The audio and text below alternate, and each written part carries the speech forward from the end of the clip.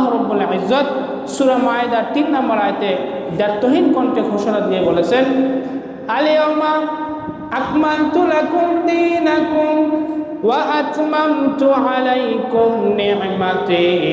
ওয়া রাদিতু লাকুমুল ইসলাম দীনা। রব্বুল আলামিন বলছেন, আল-ইয়াওমা বিদায় হজের সময়ে আল্লাহর হাবিব সাল্লাল্লাহু আলাইহি সাল্লাম লক্ষ সাহাবাদেরকে সামনে নিয়ে এই আয়াতটি ঘোষণা দিলেন, পড়লেন, আল-ইয়াওমা আজকের দিনে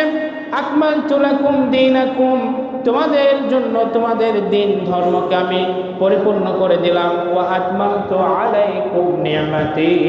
তোমাদের উপরে আমার নিয়ামত সমূহকেও আমি পূর্ণাঙ্গ করেছি,